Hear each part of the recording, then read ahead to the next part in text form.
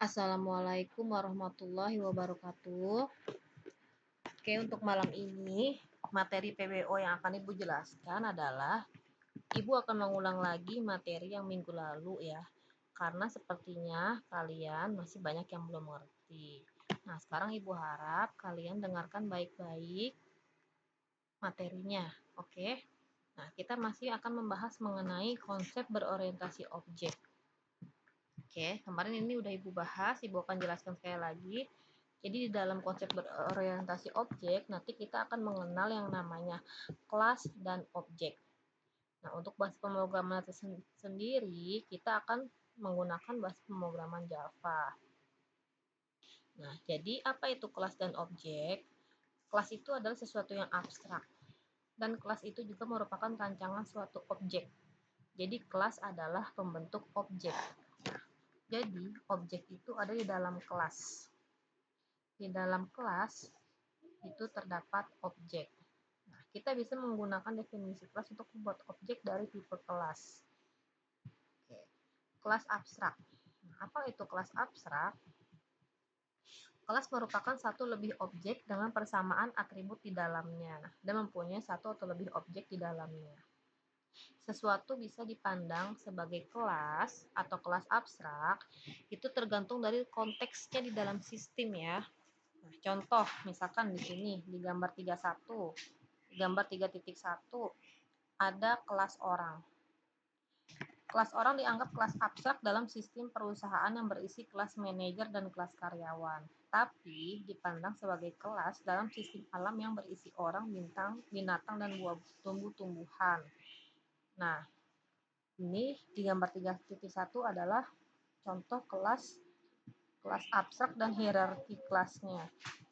Nah, ada gambar 3.1 dan gambar 3.2. Kalau di gambar 3.1, kelas orang dia sebagai kelas abstrak.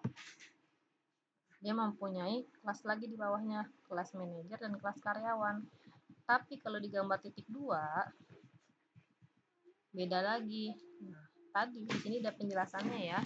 Di dalam gambar 3.1, orang sebagai kelas abstrak mempunyai kelas manajer dan kelas karyawan. Jadi kelas orangnya sifatnya umum yang di gambar 3.1. Kalau yang kelas manajer dan karyawan mempunyai sifat khusus. Nah, kalau di gambar 3.2, kelas orang, kelas hewan, dan tumbuhan masing-masing sebagai spesialisasi dari benda hidup yang memiliki karakteristik masing-masing. Jadi dari kedua gambar tersebut bisa kita lihat bahwa kelas orang dapat menjadi kelas abstrak tapi sebagai kelas pada kasus yang lain. Nah, itu kelas. Lalu objek. Nah, kalau objek adalah sesuatu yang nyata. Jadi objek itu ada di dalam kelas. Di dalam kelas bisa terdapat lebih dari satu objek. Nah, objek dibentuk dari suatu rancangan ya. Jadi objek adalah sesuatu yang dibentuk dari kelas. Nah, itu tadi kelas dan objek. Jadi nanti di dalam satu file pemrograman bisa terdiri lebih dari satu kelas. Nah, selanjutnya, nanti ada yang namanya kelas field, kelas method, object field, dan object method. Nah, apa masing-masing itu? Kelas field itu adalah variabel dari kelas. Kelas field variabel dari kelas. Jadi field di sini artinya adalah sebagai variabel maksudnya atau juga sebagai atribut. Nah, kalau kelas method adalah function dari kelas atau fungsi dari kelas. Jadi kelas field itu adalah variabel-variabel yang ada di dalam sebuah kelas. Kalau kelas method adalah fungsi-fungsi atau function-function yang ada di dalam sebuah kelas. Nah, kalau object field adalah variabel dari objek. Jadi, variabel-variabel yang ada di dalam sebuah objek itu object field. Nah, kalau object method adalah function-function yang ada di dalam suatu objek atau function dari objek. Itu object method. Oke, kita lanjut.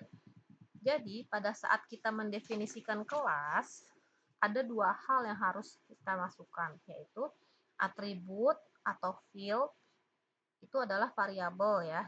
Atribut, field, variabel itu sama. Itu adalah variabel untuk menyimpan data yang membedakan suatu objek dengan objek lain di dalam kelas. Nah, Metode tadi, metode itu fungsi atau metode itu fungsi, itu adalah prosedur atau fungsi yang tergabung dalam objek bersama-sama dengan atribut. Jadi metode digunakan untuk mengakses data yang terdapat dalam objek tersebut. Nah, kita lanjut atribut. Nah, atribut yang dinyatakan sebagai variabel nanti menggambarkan data yang memberi informasi mengenai kelas. Metode itu bisa berupa fungsi atau prosedur yang digunakan untuk mengakses data dalam kelas di mana atribut dan metode berada. Nah, nanti penggambarannya seperti ini, ada di dalam gambar 3.3. Notasi atribut dan metodenya. Misalkan di sini strukturnya ya, penulisannya itu misalkan di sini ada kelas karyawan. Kelas karyawan itu terdiri dari 3 atribut, yaitu nama, alamat, dan telepon, dan mempunyai satu function atau satu metode, yaitu hitung gaji. Nah, ini karyawan paling atas adalah nama kelasnya, nah yang tengah ini nama atribut, lalu yang paling bawah adalah hitung gajinya, nama metodenya atau nama functionnya. Sebuah objek dalam kelas itu juga disebut sebagai instance dari kelas. Jadi pada saat objek dibuat, objeknya berisi semua variabel yang terdapat di dalam kelas tersebut.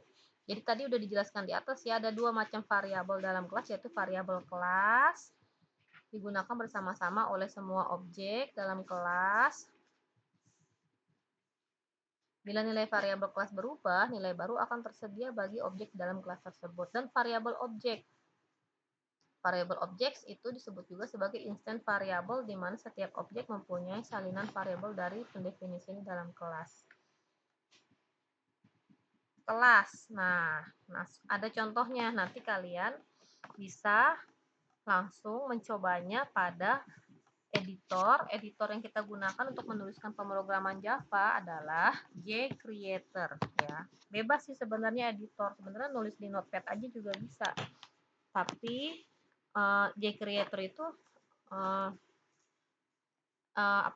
lebih mudah ya, kita bisa mengcompile dan merun juga dari sana, tapi nanti Ibu juga akan mengajarkan cara mengcompile dan menjalankan atau merun aplikasi Java dari command prompt atau secara manual. Jadi kita harus tahu dua-duanya caranya.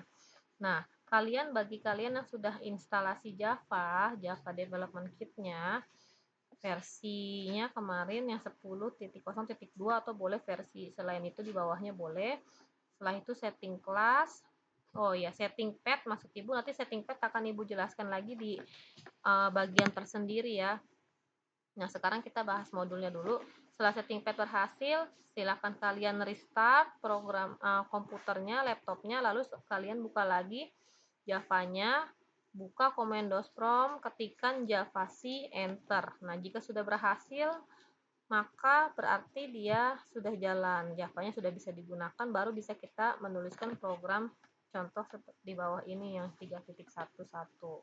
Nah, di sini ada contoh kelas to the point ya. Kelas to the point. Oh ya, ada satu lagi yang harus kalian ingat, bahwa di dalam pemrograman Java itu nama kelasnya harus sama dengan nama filenya. Jadi pada saat kita ingin membuat suatu file program Java, nanti dia akan menanyakan dulu nama filenya apa. Nah, nama filenya itu nanti adalah nama kelasnya, jangan sampai lupa. Nah, karena di sini kelasnya to the point, namanya berarti nama filenya juga harus to the point, titik Java, jangan lupa extensionnya titik Java. Nah, seperti itu. Nanti ini kalian tuliskan dan kalian harus perhatikan huruf besar huruf kecilnya itu berpengaruh, karena di aplikasi Java itu, pemrograman Java itu sifatnya case sensitif, yaitu apabila huruf besar dan huruf kecil itu akan dibedakan, akan dianggap lain. Nah, seperti itu. Setelah kalian tuliskan program ini contoh 311, nanti kita compile. Nah, untuk mengcompilenya udah disimpan dulu ya. Tadi filenya harus sesuai dengan nama kelas. Kita compile-nya caranya adalah javc, ketikan javc to the point titik java di dalam command prompt. Nah, apa yang dihasilkan dari kompilasi file ini? Hasilnya adalah suatu bytecode atau hasil kompilasi dengan nama file to the point titik class. Jadi pada saat kita mengcompile file Java, nanti yang akan dihasilkan adalah file yang berekstension titik class. Nah, filenya itu adalah nama filenya. Filenya, nama filenya apa? To the point titik Java, berarti file yang dihasilkannya adalah to the point titik class, akan menghasilkan file titik class. Nah, apakah program ini bisa dijalankan? Program ini yang contoh 311 belum bisa dijalankan. Pada saat di run dia nggak bisa, karena belum ada objek yang dibentuk. Di sini hanya ada deklarasi variabel saja. Jadi listing programnya belum lengkap ya.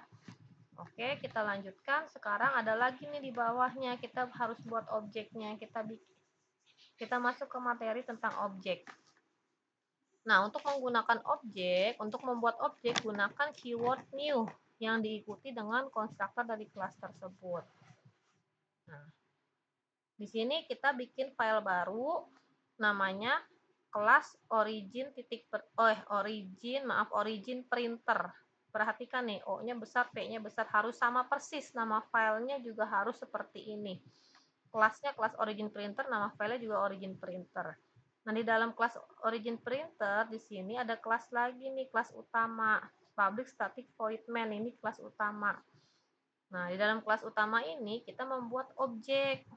Nah, objeknya namanya origin. Jadi sebelum membuat objek, kita tulis dulu nama kelasnya. Kita kan karena ini file origin printer berhubungan sama yang tadi, nama kelas to the point, kita panggil kelas to the point yang tadi to the point origin. Nah, di sini kita membuat objek yang namanya origin. Origin sama dengan new to the point. Origin titik x, nah kita panggil variabel x yang ada di kelas to the point tadi, kita kasih nilai 0.0, origin titik x titik y. Nah, kita panggil variabel yang ada di kelas to the point tadi dengan menggunakan objek origin. Setelah itu di sini artinya kita menyimpan nilai 0.0 ke dalam variabel y dan menyimpan nilai 0.0 ke dalam variabel x. Lalu kita cetak. Cetak itu perintahnya adalah system.out.println. The origin is at, nanti hasil cetaknya adalah origin is at. Nah, dia akan mencetak isinya si variabel origin titik x dan isinya si variabel origin titik y, yaitu 0.0, 0.0. Nah, nanti hasilnya seperti itu. Nah, di sini ada tanda titik. Nih, maksudnya di sini origin titik x, origin titik y. Tanda titik disebut dengan member access separator ya. Jadi untuk memanggil variabel yang ada di class to the point tadi. Nah, untuk mengcompile-nya kita save dulu ya, terlebih dahulu simpan dulu. Tadi nama filenya kan origin printer titik Java, jangan lupa extensionnya titik Java. Letakkan satu directory atau satu folder dengan file yang tadi yang sebelumnya to the point titik Java, letakin dalam satu file atau satu folder atau satu directory. Baru setelah itu kita compile di command-prompt javc origin printer titik Java. Pada saat mengcompile-nya ini kita masuk ke dalam drive, tempat di mana kita simpen program yang kita buat. Seperti itu. Misalkan kalian nyimpen program Java-nya di drive D misalnya. Di drive D terus kita bikin folder nih, folder Java misalnya. Folder atau folder PBO, folder PBO. Nah, di dalam folder PBO kita letakkan tuh file-file pemrograman Java yang kita pelajari. Nah, seperti itu. Berarti nanti pada saat di-compile, kalian masuk ke drive-nya drive D.2, lalu masuk ke dalam folder, perintahnya cd spasi nama foldernya, misalkan nama foldernya tadi PBO, cd spasi PBO, enter. Nah, nanti baru bisa di-compile di situ, baru bisa kita ketikkan javc spasi origin printer titik Java. Jadi simpannya dalam satu folder ya. Ini file Java-nya jangan terpisah-pisah, jangan terpencar-pencar. Nah, setelah di-compile, nanti dia akan mendapatkan file titik class, yaitu origin printer titik class. Baru kita eksekusi, kita run. Perintahnya adalah java spasi origin printer. Nah, baru nanti keluar hasilnya. Apakah program ini merupakan program yang lengkap? Apakah bisa dijalankan? Nah, file origin printer class sudah merupakan program yang lengkap, tapi membutuhkan file to the point titik class karena terdapat objek yang dibentuk dari kelas ini. Nah, seperti itu udah bisa dijalankan. Dan si file origin printer ini membutuhkan file to the point, to titik class yang tadi pertama udah kita buat. Makanya nyimpannya tadi harus di dalam satu folder berbarengan. Udah bisa dijalanin origin printernya. Oke, seperti itu. Bagaimana sampai sini? Mudah-mudahan cukup jelas. Nah, nanti di bawah ada tentang metode. Ada contoh kelas circle. Nah, kalian bisa coba, bisa kalian baca. Nah, ini metode. Oke, Ibu akan jelasin satu lagi tentang metode. Metode itu tadi function ya, atau fungsi ya, perintah yang dapat dilakukan oleh sebuah objek. Nah, seperti pada variabel dalam pendefinisian kelas, terdapat dua macam metode dan satu metode pengendali ya. Biasanya di dalam suatu file pemrograman Java itu terdiri lebih dari satu kelas biasanya kelasnya. Nanti ada yang namanya kelas utama. Nah, kelas utama itu nanti yang akan kita jadikan nama kelasnya itu sama dengan nama filenya. Jadi biasanya ada satu kelas yaitu kelas pengendali. Nah, itu namanya kelas utama. Nah, di sini jadi terdapat dua macam metode dan satu metode pengendali. Ada metode kelas. Nah, metode ini bisa dieksekusi walaupun tidak terdapat objek dalam kelas tersebut ya, seperti variabel kelas. Metode kelas juga dideklarasikan menggunakan keyword static. Nah, ada metode objek. Metode ini hanya dapat dieksekusi sehubungan dengan objek tertentu. Dan ada lagi metode main function utama atau kelas utama. Nah, metode ini digunakan pada saat aplikasi Java dimulai menggunakan keyword static. Sebelum aplikasi mulai dieksekusi, diperlukan metode walaupun tanpa objek. Seperti itu. Nah, di sini ada contoh 313. Jadi nanti kita bikin file baru lagi namanya kelasnya kelas circle. Kelas circle mempunyai variabel pi sama variabel radius dan mempunyai function hitung luas. Nanti kalian buat seperti itu. Nama filenya jangan lupa circle.java ya. Nanti pemrogramannya list codingnya seperti ini. Kelas ini C-nya huruf kecil ya, kelas circle. Nah, untuk penamaan kelasnya ini kalau misalkan C-nya di sini huruf besar, berarti nanti nama filenya juga circle-nya C-nya huruf besar. Jangan sampai beda. Ya, karena nanti akan dianggap berbeda dan dia akan error. Nah, di sini ada kelas circle.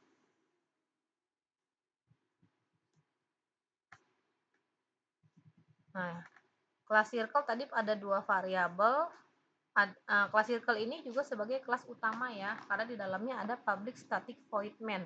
Nah, public static void main ini artinya bahwa berarti apabila di dalam kelasnya ada public static void main berarti kelas itu adalah kelas utama. Nah, nanti nama kelasnya itu harus dijadikan sebagai nama file. Nah, kelas circle ini punya variabel pi sama radius sama warna ya, ada 3. Nah, variabel pi itu tipenya double. Static final. Kenapa static final? Karena nilainya sudah tetap.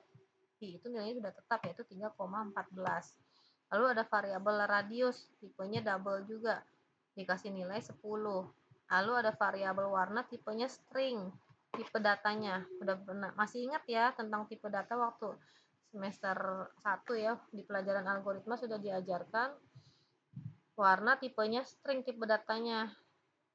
Di sini warnanya kita kasih nilai warnanya biru. Kalau string berarti harus dikasih tanda petik 2 di kiri kanannya. Jangan lupa titik koma di akhir statement.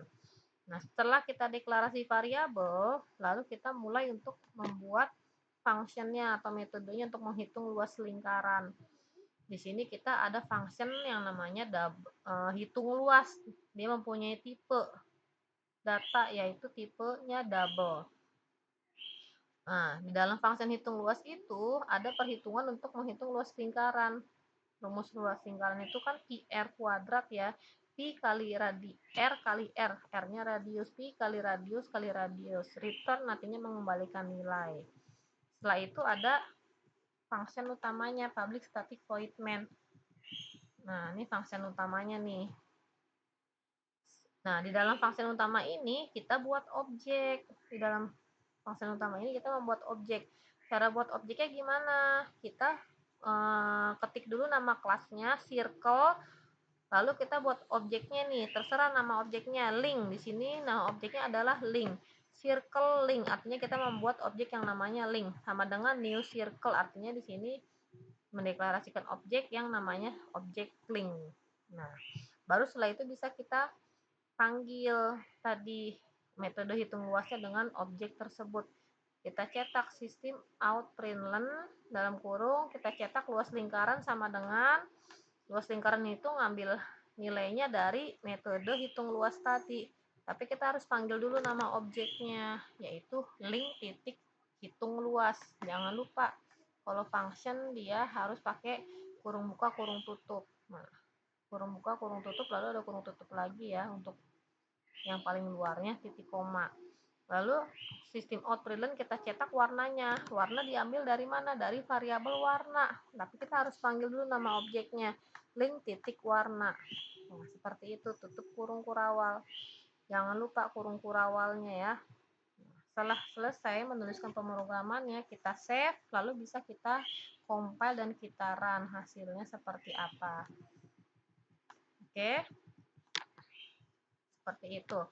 Nah, untuk hari ini materinya sampai sini saja. Nanti Ibu akan jelaskan pemrograman di dalam JCreator secara tersendiri ya, nggak digabung di sini. Oke, untuk materinya hari ini sampai sini saja, sampai contoh program circle. Jika ada yang ditanyakan, langsung saja ditanyakan ya. Ibu tutup sampai sini. Assalamualaikum warahmatullahi wabarakatuh.